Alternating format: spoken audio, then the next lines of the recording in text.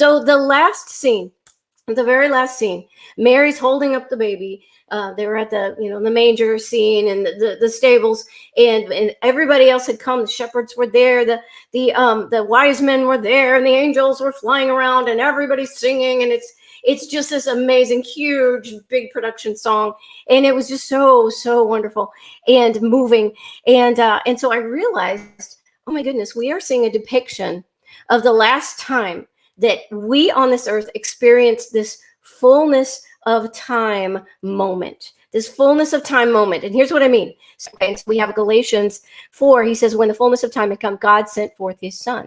So that was a fullness of time event, the last one that we ever had. Okay. The next fullness of time event is going to be when Jesus comes back. And here's what Paul says about that in Ephesians. So toward the end of this little right here, Paul uses that same fullness of time phrase. And he says, that in the dispensation of the fullness of the times, he, God, might gather together in one all things in Christ, both which are in heaven and which are on earth in him. So here Paul is using that same phrase, fullness of time, to describe when Jesus comes back. So I was just struck by this. Oh my goodness, here is this last fullness of time. And here we are now waiting and begging God for the next fullness of time event.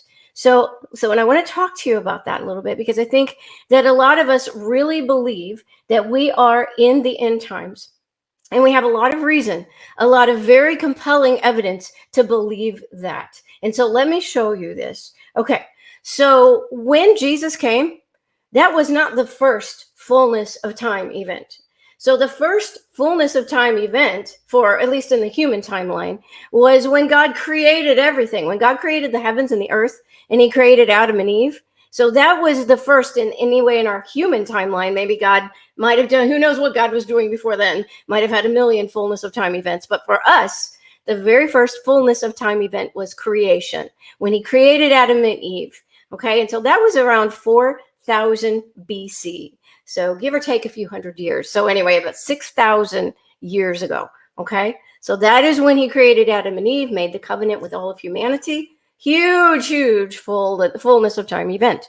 Then 2,000 years later, we have our second fullness of time event. And that is when God reached out to Abraham and started this relationship with Abraham and all of his descendants. So this was, the precursor of Jesus Christ. This is the first attempt after Adam and Eve fell for God to reach out again to humanity and to establish this relationship. So another huge fullness of time event, and that was in 2000 BC. So 4,000 years ago. Then 2,000 years later, Jesus was born. And where are we now?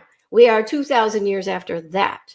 So this is very interesting. So we see in the Bible that God works in patterns, and we see this 2,000-year pattern that approximately every 2,000 years, we have a big fullness of time event. So you're not a conspiracy theorist. You're not crazy to feel in your soul that we are in the end times and that something big is getting ready to happen. I believe Jesus Christ is going to appear again to us.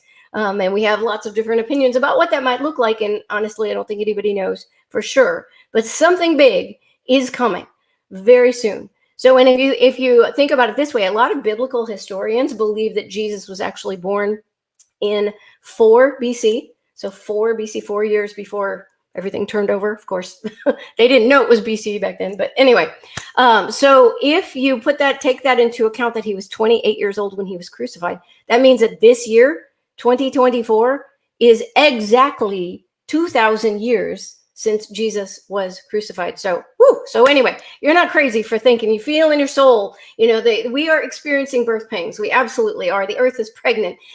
All of humankind is pregnant with waiting for this next fullness. So we're so close.